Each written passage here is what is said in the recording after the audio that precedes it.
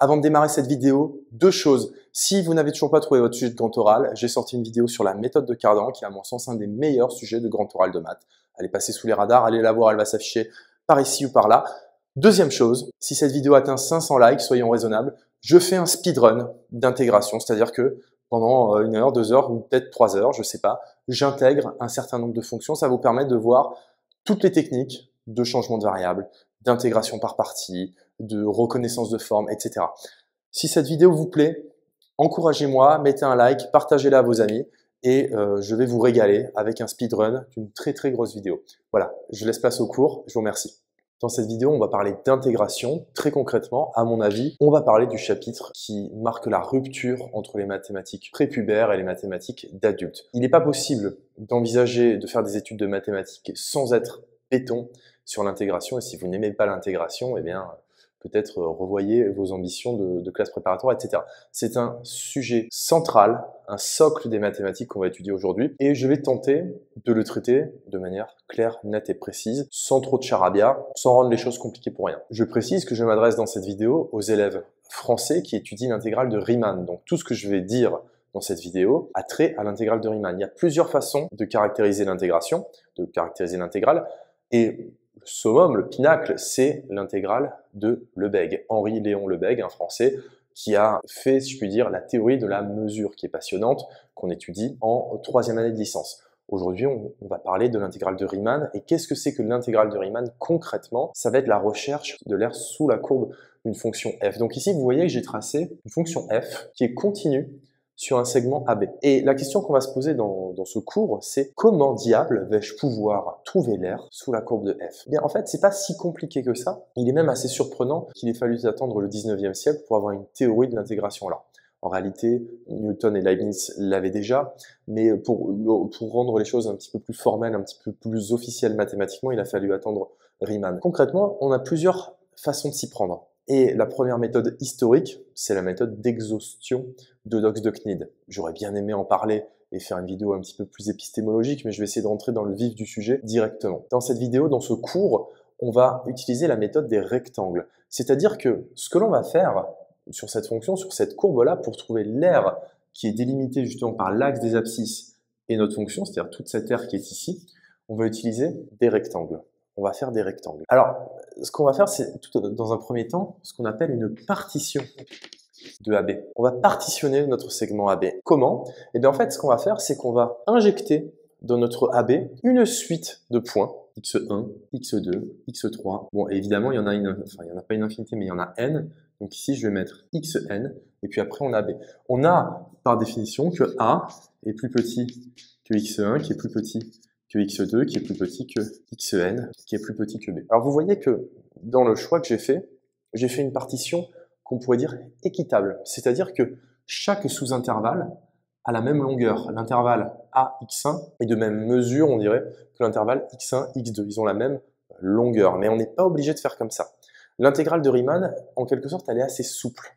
On pourrait faire, au niveau de notre fonction, à des variations un petit peu plus abruptes comme ça, des sous-intervalles plus fins. Ce qui va compter dans notre intégration selon Riemann, c'est que le plus petit sous-intervalle, alors là, ici, ils font tous la même taille, c'est que la longueur du plus petit sous-intervalle tende vers 0.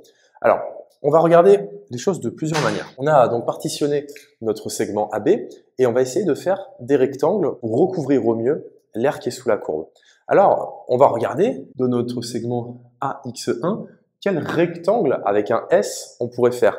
Eh bien, on pourrait faire un premier rectangle, par exemple, en disant, bon, bah, dans mon intervalle AX1, entre A et X1, où est-ce que la fonction est minimale? On voit bien que c'est au point d'abscisse A. Donc, je vais faire un rectangle de hauteur f de A. Voilà. Ça, c'est un premier rectangle. Mais je pourrais faire un choix différent et regarder sur mon segment AX1, entre A et X1, où est-ce que ma fonction est maximale? On voit bien du coup que c'est en X1. Et donc, je pourrais faire un rectangle de hauteur f de X1. Et on va faire ça sur tous les petits segments qu'on a fait ici. Donc, entre X1 et X2, bon, on a l'impression que c'est plus ou moins la même chose. Donc, on va dire que c'est en X1 qu'elle est minimale. Donc, je vais garder la couleur orange. Hop, hop, hop. Et c'est en X2 qu'elle est maximale. Donc, je vais faire un rectangle bleu. Hop. Ici, on voit clairement que c'est en x2 qu'elle est maximale, donc je vais faire un rectangle de hauteur f de x3, ici, et un rectangle de hauteur f de x2, ici. Ici, on voit clairement que c'est là qu'elle est maximale, donc je vais faire un rectangle de hauteur f de x3, ici, et un rectangle de f de xn. Hop. Et ici, c'est clairement ici qu'elle est minimale, et c'est clairement en b, notre fonction maximale. Donc vous voyez que j'ai fait des rectangles et que ça fait à peu près, grossièrement, l'aire sous la courbe. Par contre, ce que vous comprenez aisément, c'est que si mes sous-intervalles, mes partitions, c'est-à-dire la longueur entre A et x1, la longueur entre x1 et x2, tend vers 0, ben en fait mes rectangles orange et mes rectangles bleus, ils vont être très fins et ça va devenir juste des barres comme ça.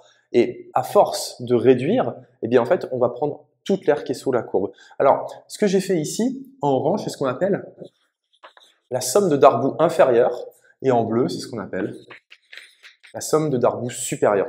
C'est une des méthodes qui, à mon sens, la plus instinctive, la plus limpide, de caractériser l'intégrale de Riemann. C'est les sommes de Darboux. Pour Riemann, concrètement, vous prenez un point quelconque, vous vous appelez ici, hop, epsilon de i, alors epsilon de i1, epsilon de i2. Dans chaque sous-intervalle, vous prenez un epsilon de i, et vous faites un rectangle. Donc là, ici, typiquement, hop, clac, et ça me ferait un rectangle de cette hauteur-là. Voilà. Hop. Mais ça change rien. Vous prenez les epsilon i où vous voulez. Par exemple, ici, je peux le prendre là, clac, et je fais un rectangle, hop, de cette largeur-là, et de cette hauteur-là, pardon. Faites tous les rectangles, et quand mes sous-intervalles vont avoir une longueur qui va tendre vers 0, ben en fait, à la fin, on n'aura que des barres. Donc, je vais refaire un dessin rapide. Quand mes sous-intervalles vont être de longueur extrêmement petite, concrètement, on va avoir des rectangles qui seront des barres comme ça, très fines. Et quand on va les empiler, alors vous comprenez bien que je ne vais pas faire ça sur toute la fonction parce que ça va prendre une demi-heure, mais on va couvrir toute l'aire. Ça, c'est l'intégrale de Riemann. Alors, pour l'intégrale de Lebesgue, ce qu'on dit, alors c'est pas exactement ça, c'est qu'on va plutôt remplir la fonction de manière horizontale. C'est pas tout à fait ça, mais si vous voulez effleurer les choses et en avoir une substance approximative avant de l'étudier, grosso modo, avec Riemann, on empile des briques verticales, avec Lebesgue, on empile des briques horizontales. Les sommes de Darboux, somme de Riemann, c'est ça. Donc somme de Riemann, c'est quand on prend en fait un point qui est dans l'intervalle AX1, X1, X2, ou un peu où on veut. On va essayer de caractériser ce qu'on vient de faire, parce que là, en fait, c'est du dessin.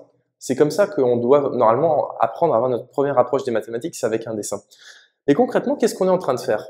On est en train de calculer une somme. Alors, c'est la somme de quoi? Eh bien, c'est la somme d'aires, c'est-à-dire de rectangles, c'est-à-dire de f de epsilon de i. Alors là, en l'occurrence, je suis en train de parler de l'intégrale de Riemann, hein, donc c'est-à-dire les epsilon de i que je prends un petit peu où je veux dans mes intervalles, multiplié par la longueur de mon intervalle. Alors, chaque intervalle, il va avoir une longueur de combien? Eh bien, on l'a partitionné en n sous-intervalles. Et l'intervalle de base, il a une longueur de b-a. Donc multiplié par b-a sur n. Ça, ce truc-là, eh bien, c'est la longueur, ici, vous voyez, à la fin d'un minuscule sous-intervalle. Bon, là, vous ne le voyez pas. Alors, c'est la limite, en l'occurrence, quand n tend vers plus l'infini, c'est-à-dire qu'on va partitionner en une infinité de sous-intervalles. Pour y allant de 1 à n, c'est-à-dire qu'on va faire f de epsilon de 1, epsilon de 1, il est compris dans le premier sous-intervalle, multiplié par la largeur du premier rectangle. Mais alors, dans ce cas-là, on a dit qu'ils faisaient tous la même taille. Et c'est quoi sa taille? Ben, c'est b-a, c'est-à-dire la longueur totale qui est ici, divisée par n. D'accord? Et on fait la limite quand n tend vers plus l'infini de ce truc-là. Ça donne l'aire qui est sous la courbe. Et il y a un monsieur qui s'appelle Leibniz qui a dit que ça, c'était pas très agréable à utiliser. Et on va utiliser le symbole sommation de a jusqu'à b de f de x dx. Et ce dx là, c'est justement la largeur infinitésimale d'un petit rectangle, d'une petite barrette. Ça, c'est donc, ça se lit intégrale de a à b de f de x dx. C'est comme ça que ça se lit, intégrale de a à b. Donc c'est l'aire sous la courbe de la fonction f de x. Voilà, donc ça c'est bien f de x, c'est-à-dire la hauteur, et dx c'est bien la largeur. Donc ça fait bien une somme de rectangles de a jusqu'à b. Je suis un peu lourdingue parce que c'est très très important et c'est souvent malheureusement mal expliqué. J'espère que je pallie à cette défaillance et souvent mal compris également par les élèves. Première introduction, première intuition de l'intégrale de Riemann au moyen des sommes de Darboux. Alors les sommes de Darboux d'ailleurs, je ne l'ai pas dit, mais c'était un peu évident dans la façon dont j'allais l'expliquer. elles vont converger, c'est-à-dire qu'il y en a une qui est normalement croissante et une qui est décroissante, et donc on appelle ça des suites adjacentes, c'est-à-dire qu'on a une qui est décroissante, une qui est croissante, et elles tendent vers la même limite. Cette limite, c'est l'aire sous la courbe. Donc ce sont des suites qu'on appelle adjacentes. C'était un terme qui était un terme de vocabulaire qui était au programme il y a quelques temps, c'est plus le cas. Bon, je n'ai pas trop compris pourquoi on l'avait enlevé. C'est comme ça. Alors, ce que je vous propose, c'est qu'on fasse un petit peu de propre et qu'on essaye de calculer l'aire sous une courbe en utilisant la définition, ici, de la somme. Ce que je vous propose maintenant, c'est qu'on essaye un exemple concret de calcul d'aire sous la courbe. Donc là, j'ai représenté à la mesure de mes moyens la fonction qui a x associé x carré entre 0 et 1, et on va essayer de calculer cette aire qui est ici. Alors, pour l'histoire, ça, Archimède était déjà parvenu à le calculer à l'époque, et la réponse est 1/3. Il avait utilisé la méthode d'exhaustion de Dox de Knid. Voilà, c'est pas facile à dire, méthode d'exhaustion de Knid. Alors, ce qu'on va faire, c'est qu'on va utiliser cette formule. Alors, ce sera donc la limite quand n tend vers plus l'infini. Alors là, vous voyez que je ne l'ai pas écrit, mais en fait, quand on parle de suite, c'est sous-entendu que n tend vers plus l'infini. On va pas faire la limite quand n tend vers 5, ça n'a pas de sens. Donc, quand n tend vers plus l'infini, de la somme pour i allant de 1 jusqu'à n, alors de f de xi, b-a sur n. Alors, b-a, c'est la longueur de l'intervalle. L'intervalle, il est de longueur 1 ici. Entre 0 et 1, il y a 1. Donc, fois 1 sur n. Et f de xi, eh bien, c'est quoi? Il faut bien se rappeler qu'on a partitionné notre ensemble en n sous-intervalles. Et alors, je le répète, ici, de même longueur, de même mesure, de même taille. Donc, ça veut dire que ça, ici, bah, là, on sera à 1 sur n, là, on sera à 2 sur n, là, on sera à 3 sur n, 4 sur n, 5 sur n, etc. Et là, n sur n qui fait 1. C'est-à-dire que concrètement, f de xi, qu'est-ce que c'est? Eh bien, c'est i sur n. Alors, vous pourriez me dire, oui, mais alors là, pourquoi est-ce qu'on commence à i égale 1? On pourrait commencer à i égale 0. Effectivement, on pourrait commencer à i égale à 0, c'est juste que là, j'emploie une méthode de sommation, je dis que je fais des rectangles en prenant la base droite du rectangle. Donc, je vais faire ce rectangle-là, ce rectangle-là, ce rectangle-là, ce rectangle-là et ce rectangle-là. Mais je pourrais commencer en partant de i égale à 0 et du coup faire ce rectangle-là, ce rectangle-là, ce rectangle-là, etc. Et m'arrêter à celui-là, du coup, je vais m'arrêter à n-1. D'accord?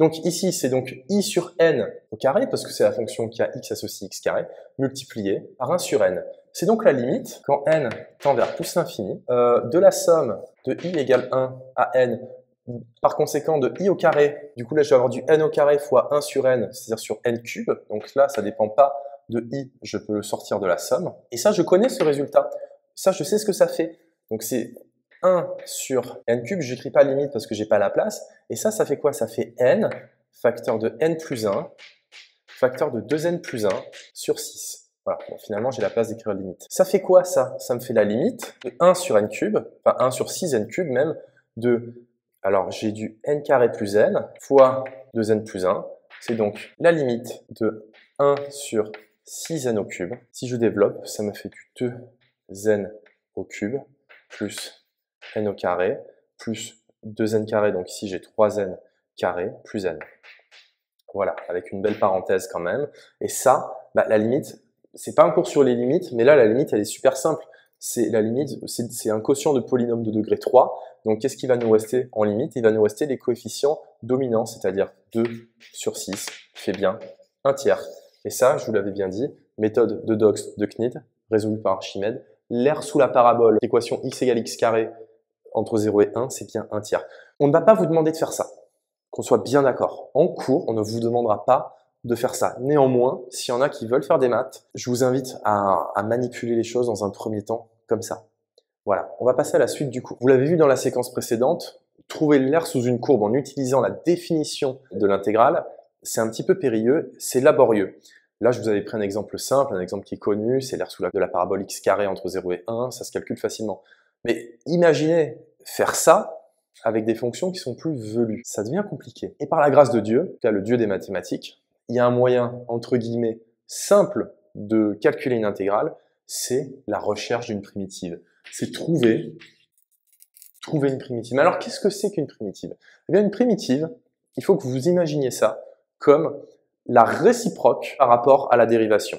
C'est-à-dire que si vous avez une fonction f ici, et que la flèche vers la droite, ça évoque l'application dérivée. J'ai donc ici f', j'ai ici f seconde, etc.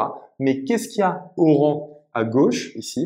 Eh bien, une fonction qu'on appelle grand F, qui, quand on la dérive, donne petit f. Exemple très simple, une primitive de x, ce sera x carré sur 2. Pourquoi? Parce que quand je dérive x carré sur 2, j'ai 2x sur 2 qui fait x. Donc ça, c'est l'application dérivée. Quand je dérive x carré sur 2, j'arrive sur x. Donc x carré sur 2 est une primitive de x. Pourquoi je dis une primitive? Parce que si je prends 3 plus x carré, puisque 3 c'est une constante, sa dérivée est nulle, ça veut dire que 3 plus x carré sur 2, ça se dérive également en x. Donc c'est une autre primitive de x. Et il y a un lien direct entre l'aire sous la courbe et la primitive. Et ça, c'est vraiment incroyable. C'est-à-dire que, je rappelle que on va noter f de x, la fonction qui se définit comme grand f' de x égale f de x. Eh bien, accrochez-vous. L'intégrale de a à b de f de x dx, c'est tout simplement, et alors ça, je vais le noter en couleur, parce que c'est quand même pas rien. Et c'est un beau cadeau que nous fait le dieu des mathématiques. Qui est le dieu des mathématiques selon vous? Grand f de b moins grand f de a. C'est-à-dire que si vous trouvez une fonction qui, quand vous la dérivez, vous donne ce truc-là, vous avez juste à l'évaluer en a et en b, faire la soustraction des deux, et c'est fini. Exemple concret, on va reprendre entre 0 et 1 la fonction x carré, donc l'exemple de tout à l'heure. Il faut trouver une fonction qui, lorsque nous la dérivons, donne x carré. Si vous vous creusez un petit peu la tête, ça, c'est x cube sur 3. Si je dérive x cube sur 3, j'ai x carré. Bah ça c'est mon grand f de x. Et par convention, ce qu'on va faire, c'est qu'on va le mettre entre crochets, et on va garder nos bornes ici, 0 et 1. Et le résultat, on l'a dit ici, ce sera grand f de b, c'est-à-dire grand f de 1, c'est-à-dire 1 au cube sur 3, moins 0 au cube sur 3. Et ça fait quoi? Ça fait bien un tiers, ce qu'on avait trouvé tout à l'heure. Je vais essayer, parce que le lien entre la primitive et l'intégrale, il tombe un petit peu comme ça, il est sorti du chapeau mathématique, du magicien, mathémagicien, on pourrait dire. C'est ma pédagogie, je vais vous l'expliquer à la physicienne. Donc, je trouve que l'approche des physiciens pour démystifier les maths est super. Donc je vous ai fait un petit dessin d'une fonction qui est continue sur un intervalle AB. Et on va noter que grand f de x, c'est une fonction qui donne l'aire sous la courbe entre, bon alors ici on va dire entre a et x, c'est-à-dire que grand f de x ici, puisque notre fonction elle est définie sur AB, eh bien c'est l'aire sous la courbe qui est ici. D'accord? C'est une fonction qui indique l'aire sous la courbe. Ce qu'on va faire, c'est qu'on va essayer de calculer la dérivée, d'exprimer la dérivée de grand f de x. Donc on prend la formule de la dérivée, la limite quand h tend vers 0, de f de x plus h moins f de x sur h. C'est quoi f de x plus h? Bah, c'est l'aire sous la courbe jusqu'à x plus h. Donc ici, je rajoute un petit h, vous imaginez qu'il est très proche de x, et c'est l'aire sous la courbe, hop, qui est là. Mais si j'enlève f de x, bah, ça veut dire que j'enlève toute cette partie-là. Donc toute cette partie-là, je la considère plus. Et je considère finalement que ce petit rectangle-là. Ce rectangle bleu. Ce rectangle bleu, il a une largeur de h. Et il a une hauteur de f de x. D'accord? Donc c'est un rectangle, si je le refais ici, qui est de largeur h et de hauteur f de x. Donc f de x plus h moins f de x, quand h tend vers 0, bah concrètement, ça fait quoi? Bah c'est f de x fois h, le tout sur h. Bon, toujours écrire limite quand h tend vers 0, mais là, les h se simplifient, et il me reste bien f de x. Par conséquent, ça veut dire que quand je dérive grand f, qui est la fonction r sous la courbe, ça me donne petit f. Et on vient de comprendre le lien charnel entre une primitive, je rappelle, c'est une fonction qui, lorsque je la dérive, donne f, et l'aire sous la courbe. Et ça, jeunes gens, c'est un résultat capital, fondamental, qui va nous ouvrir des perspectives inattendues pour calculer des intégrales. Et je vous propose, eh bien maintenant qu'on regarde quelques propriétés de l'intégrale, notamment l'intégration par partie que je vais vous évoquer tout de suite. Le problème avec l'intégration, avec le fait de trouver des primitives, c'est qu'on n'a pas, comme pour avec la dérivée, des formules toutes faites. C'est-à-dire que l'intégrale de u fois v, je ne peux pas vous dire, tiens, c'est cette formule qu'il faut appliquer. Par contre, ce que je peux vous dire, c'est que si vous avez un produit d'une dérivée multiplié par une fonction, ce sera du produit moins l'intégrale de u fois v'. C'est ce qu'on appelle l'intégration par partie. Ne vous en faites pas, on va faire un exemple. Comment retenir ce truc-là, parce que souvent, on se dit, merde, je sais plus, est-ce que le prime il est là, est-ce que le prime il est là? Regardez tout simplement. Si vous prenez U fois V prime, bah, vous savez que c'est U prime V plus V prime U. On est d'accord. Si je passe à l'intégrale, je passe à l'intégrale, je passe à l'intégrale, je passe à l'intégrale. Intégrale dérivée, c'est des applications qui sont réciproques. Donc ça me donne U V entre crochets. Je vais passer le U'V de l'autre côté, et ce sera égal à l'intégrale de UV'. Alors vous allez peut-être dire, oui, mais c'est pas la même chose, etc. Mais en fait, on s'en fout, il y a symétrie des rôles. C'est juste pour vous rappeler la formule. L'intégrale d'une fonction multipliée par une autre fonction qui est dérivée, ça vous donne, entre crochets, le produit des fonctions, moins l'intégrale de U'V. On va faire un exemple tout de suite, ce sera plus clair. Si on prend l'intégrale de x exponentielle de x, j'en prends un exemple très simple, hein, évidemment. Ça, on va dire que c'est u, et que ça, c'est v'. On aura donc, entre crochets, donc u, c'est x, et ça, c'est v'. Donc, il faut que je cherche une fonction qui, lorsque je la dérive, donne exponentielle de x. Ça tombe bien, c'est exponentielle de x. Moins l'intégrale de u', c'est-à-dire 1, fois une primitive d'exponentielle de x, c'est exponentielle de x. Ça me donne x e de x, moins, c'est quoi une primitive de e de x? E de x. Et voilà. Alors là, maintenant, vous pouvez enlever les crochets parce que j'ai pas mis de borne d'intégration. C'est-à-dire que là, on cherche vraiment une primitive, on cherche pas une intégrale. Une primitive, c'est la fonction qui, lorsque je la dérive, donne f. Une intégrale, c'est vraiment l'air sous la courbe. Ici, vous pouvez factoriser par exponentielle de x, facteur de x moins 1. Si vous dérivez ce truc-là, vous allez bien obtenir ce truc-là. Ça, c'est une intégration par partie. Évidemment, je vous donne un exemple qui est assez simple. Charge à vous d'en faire 300. Il faut en faire plein. Trouver des primitives, c'est dur. Il y a des concours connus de recherche de primitives. Il y a des gens qui ont dédié leur vie à chercher des primitives. Et par ailleurs, il y a des fonctions qui sont très simples, dont vous ne trouverez jamais une expression algébrique, c'est-à-dire à l'aide d'autres fonctions, une fonction qui, lorsque vous la dérivez, vous donnera ça. Ça n'existe pas. Ça a été démontré par Joseph Liouville. Ça n'existe pas. Et la plus célèbre de toutes les fonctions, ce sera celle-là. Ça, c'est l'intégrale de Gauss. Et il faut... alors, il y a plusieurs façons de le faire, mais justement, il faut un théorème d'intégration très puissant qu'on appelle le théorème de Fubini-Tonelli. Voilà, on passe en coordonnées polaires, et en fait, c'est assez simple, mais bon, le problème, c'est que pour avoir la preuve de Fubini-Tonelli, il faut vraiment être accroché. Voilà, donc ça, c'est l'intégration par partie. C'est le premier morceau que je voulais vous montrer. Maintenant, on va regarder quelques propriétés, quelques inégalités sur les intégrales. Une première propriété capitale, c'est la croissance de l'intégrale. Si f est plus petite que g, l'intégrale de f sera plus petite que l'intégrale de g. Ça, c'est un truc qui est super important.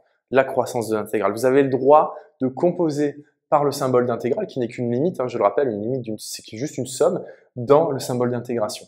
Ça, c'est le premier point, donc croissance de l'intégrale. Je vais quand même le noter s'il y en a qui prennent des notes.